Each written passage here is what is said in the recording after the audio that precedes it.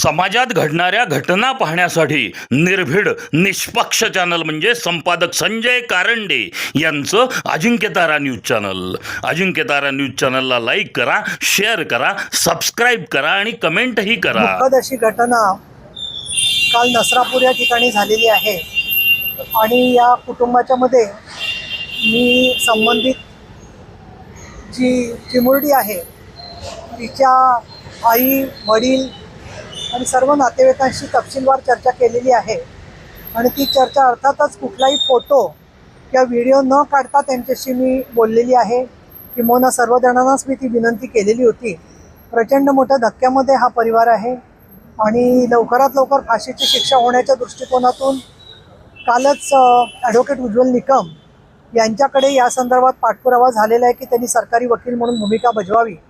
त्याचबरोबर बालहक्क आयोगाने जी एक जबाबदारी घ्यायला पाहिजे होती तसं त्यांना पत्र दिलेलं आहे, परंतु त्या पत्रावरती सही नसल्यामुळे त्या संदर्भामध्ये बालहक्क आयोगाने नीट सहीनिशी या केसचा पोलीस स्टेशनमध्ये जो क्रमांक असेल त्या क्रमांकाचा उल्लेख करून त्यानंतर त्याचा पाठपुरावा करण्याची जबाबदारी बालहक्क आयोगाची आहे, ती त्यांनी घेणं गरजेचं आहे. त्याचबरोबर पुण्याचे जिल्हाधिकारी जितेंद्र डुडी यांनी सुद्धा या संदर्भामध्ये विशेष पोलीस तपास समिती SIT केलेली आहे असंही पत्र त्यांना दिलेलं आहे. त्याची प्रत आम्ही त्यांच्याकडून घेतलेली आहे आणि त्याचबरोबर संपूर्णपणाने पुढच्या प्रक्रियेमध्ये आम्ही त्यांच्यासोबत आहोत. सन्माननीय आमचे उपमुख्यमंत्री आणि मुख्य नेते एकनाथजी शिंदे यांच्याशी पण मी बोललेली आहे. त्यांनी काल या कुटुंबाशी वेगवेगळ्या प्रकारे संवाद साधून फोनवरती त्यांना धीर दिलेला आहे आणि त्यांनी जो निरोप दिलेला आहे त्याच्यामध्ये संपूर्ण आम्ही कुटुंबाच्या बरोबर आहोत. त्याचबरोबर त्यांना न्याय मिळणं आणि त्याच्यानंतरसुद्धा त्यांना संरक्षण आणि पुनर्वसन यासाठी म्हणून मानसिक आणि सर्व प्रकारची सहकार्य देणं या संदर्भामध्ये आमची बांधिलकी आम्ही स्पष्ट करतो आहे. काही ठिकाणी सोशल मीडियावरती या मुलीचे, छोट्या बेबीचे फोटो छापले जात आहेत, हे बेकायदेशीर आहे. मी इथे उपसभापती म्हणून निर्देश देते आहे की ज्यांना त्या फोनमध्ये असे मेसेज येतील त्यांनी ते डिलीट करणं कायद्याने गरजेचं आहे. कारण पॉक्सोच्या मध्ये कुठल्याही प्रकारची ती आयडेंटिटी व्यक्त करणं, अगदी तिच्या वडिलांचा फोटोसुद्धा दाखवणं हे बेकायदेशीर आहे. त्या संदर्भात वारंवार उच्च न्यायालयाने आणि सर्वोच्च न्यायालयाने सूचना दिलेल्या आहेत. त्याच्यामुळे त्याच्यासाठी म्हणून कुठेतरी अतिउत्साहाच्या भरामध्ये त्यांच्याचवर अन्याय करायचा किंवा जखमेवरच्या खपल्या काढायच्या हा प्रकार अजिबात योग्य नाही आहे असं मला वाटतं.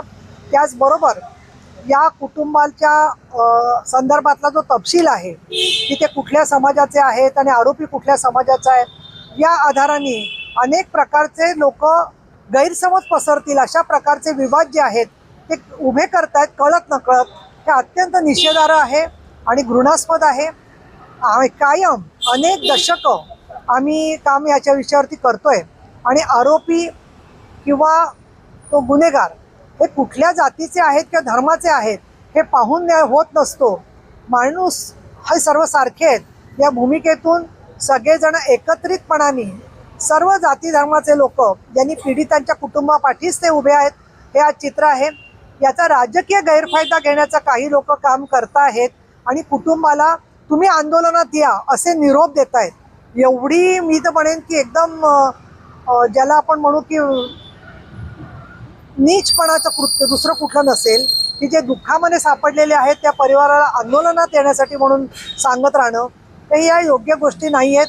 ज्यांना आंदोलन करायचे, ज्यांना आवाज उठवायचा आहे त्यांनी ते करावं, परंतु परिवाराला त्रास होईल असं वर्तन कुणाकडूनही होता कामा नये.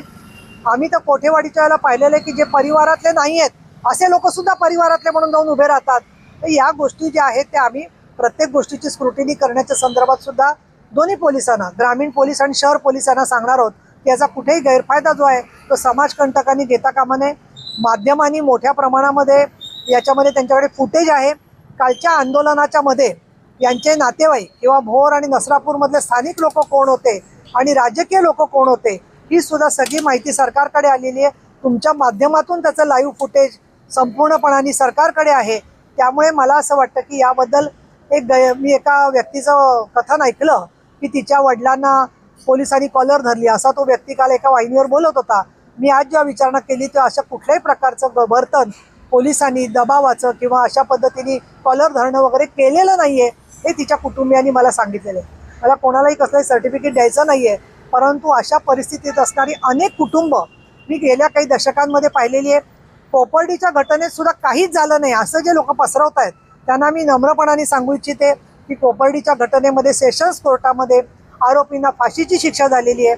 त्याच्यानंतर ते उच्च न्यायालयात प्रकरण गेल्यावर कोविड काळामध्ये त्याच्या तारखा पडल्या नाहीत, त्याच्यात दिरंगाई झालेली आहे आणि त्याच्यानंतर ते प्रकरण सुप्रीम कोर्टामध्ये जाणार आहे. या दृष्टिकोनातून मला असं वाटतं की ज्या अनेक घटना घडलेल्या आहेत त्याच्यामध्ये अधिकाधिक शिक्षा झाली पाहिजे, परंतु घटनेच्या चौकटीमध्ये राहून काम करणं हे योग्य त्या पद्धतीने न्यायापर्यंत जाण्याचं महत्त्वाचं आहे. आज माझं सकाळी सदानंदजी दाते यांच्याशी बोलणं झालेलं आहे आणि हॅबिच्युअल ऑफेंडर लिस्ट म्हणजे ज्यांच्यावर वारंवार अशा प्रकारचे गुन्हे आहेत त्या देखील याद्या या त्या ठिकाणी असल्या पाहिजेत. आणि विधी आणि न्याय विभागाशी मी बोललेले आहे तर 138 पॉक्सोची न्यायालयं महाराष्ट्रात होणं अपेक्षित होतं, त्याच्यापैकी फक्त 40 कोर्टं झालेली आहेत. तर म्हणून ही कोर्टं होण्यासाठी जेणेकरून 200, 250, 300च्या वर जिथे केसेस आहेत ही कोर्टं जर का झाली तर प्रत्येक ठिकाणी जे फास्ट ट्रॅकची आपण मागणी करतोय तर ती त्या कोर्टामध्ये 6 महिन्याच्या आत निकाल मिळू शकतो. हे देखील मला निवृत्त न्यायाधीश महिलांनी पूर्ण माहिती दिलेली आहे आणि त्याचा अभ्यास करून सुद्धा माननीय शिंदे साहेबांच्या मार्फत देवेंद्र फडणवीस यांनाही मी विनंती करणार आहे की उर्वरित महाराष्ट्रामध्ये ही 138 कोर्टं लवकर आपल्या उच्च न्यायालयांनी तयार करण्यासाठी वेग द्यावा या दृष्टिकोनातून आपण लक्ष घालावं आणि येणाऱ्या अधिवेशनात सुद्धा आम्ही या विषयाचा पाठपुरावा करणार आहोत. त्या कुटुंबाचं म्हणणं आहे की आता आम्हाला कुणी राजकारणी भेटायला येऊ नये, आम्हाला जोपर्यंत आमच्या मुलीला न्याय मिळत नाही तोपर्यंत कुणी भेटायला येऊ नये, याचं राजकारण करू. ते राजकारणाच्या साठी जे लोक फक्त काय करतायत त्यांना ते सगळं त्यांनी विचार केला पाहिजे. या संदर्भामध्ये राजकारण आणि समाजकारण याच्यामध्ये एक फरक असतो. माणुसकीच्या भूमिकेतून पक्षनिरपेक्ष पद्धतीने न्यायासाठी जे जात आहेत त्यांच्या संदर्भात त्यांची भूमिका अतिशय परिपक्व, सहानुभूतीची, प्रेमाची आणि त्यांनी पूर्ण विश्वासाने मला त्या संदर्भामध्ये माहिती दिलेली आहे. शक्ती कायद्याच्या संदर्भातला प्रश्न आहे. शक्ती कायदा जर लवकर अंमलात आणला तर 21 दिवसात अशा आरोपींना फाशी देता येते. अनिल देशमुख असं म्हणतात की केंद्र सरकारकडे याचं 3.5 वर्षापूर्वीच पाठपुरावा केला पण अजून काहीच नाही. मुळामध्ये तुम्ही मला याची आठवण करून दिली, चांगलं झालं.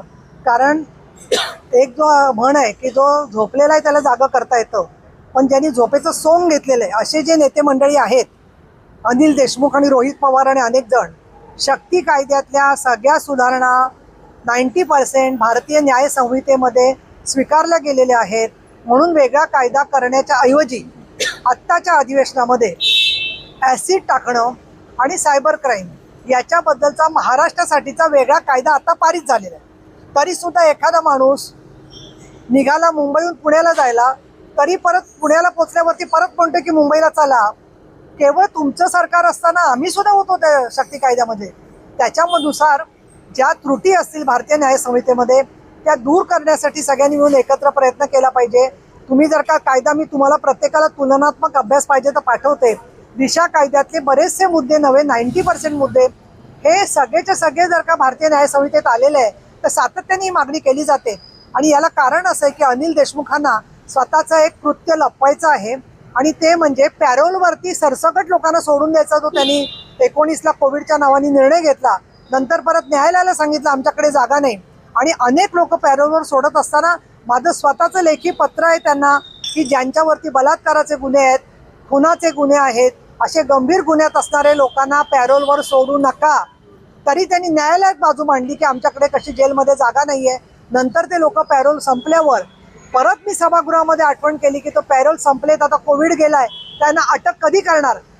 त्यावेळेच्या मविया सरकारने परिपत्रक काढलं की आता पॅरोलमधल्या लोकांना पकडा. ही यांची पॅरोलवर सोडण्याबद्दल प्रेमळ भूमिका आहे, त्यामुळे त्यांनी तर काहीच बोलू नये. ठीक आहे.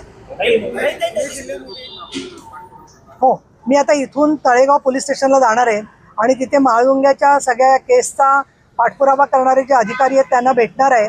त्या केसची मी अतिशय गांभीर्याने दखल घेतलेली आहे आणि माहिती घेतलेली आहे.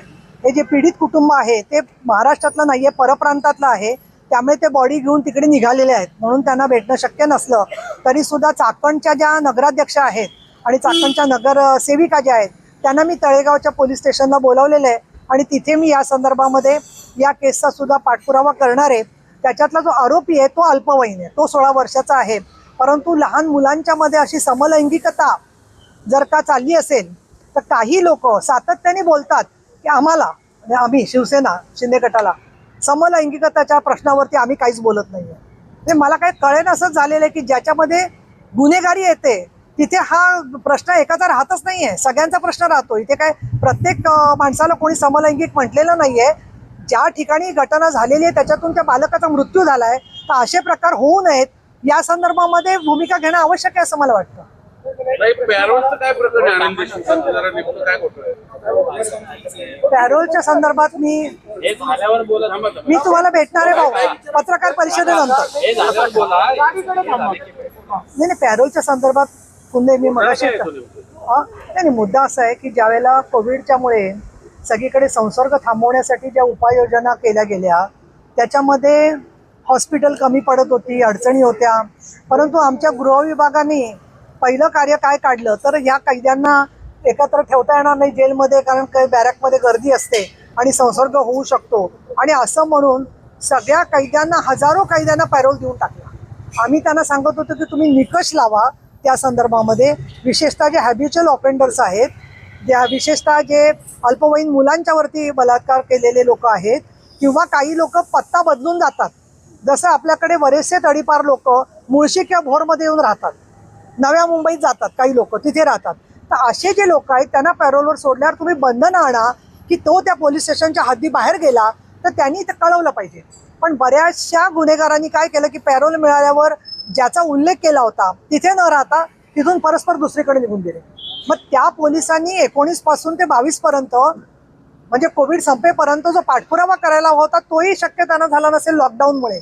पण 21-22 नंतर कोविड कमी झाल्यावरती या पॅरोलमधल्या प्रत्येक जो सुटलेला गुन्हेगार आहे त्याचा काटेकोरपणे पाठपुरावा होऊन त्यांना परत जेलमध्ये टाकायचं किती काम केलं. माझं तर म्हणणं असं की त्या काळातला अहवाल अनिल देशमुखांनी मांडावा गृहमंत्री म्हणून की किती लोक पॅरोलवरती परत त्यांनी पकडले. आणि त्याचा परिणाम असा झालेला आहे की अनेक हॅबिच्युअल ऑफेंडर्स जे आहेत ते बाहेर सुटलेले आहेत. ज्या वेळेला हॅबिच्युअल ऑफेंडर्सची लिस्ट करा असं आम्ही शक्ती कायद्याच्या बैठकीत बोलले, तर त्यावेळेला काही महिला संघटना की ज्या म्हणजे सो कॉल्ड स्वतःला समजतात अमुक एका विचाराच्या, त्यांनी सांगितलं की अशी आरोपींची लिस्ट करू नका कारण त्याच्यामुळे त्यांच्या मानव अधिकारावरती अतिक्रमण होईल. आम्ही त्यांना असं सांगितलं की पोलीस स्टेशनला ती लिस्ट असणार आहे, ती गुप्त असणार आहे, ती काही मीडियात रोज जाहीर होणार नाहीये.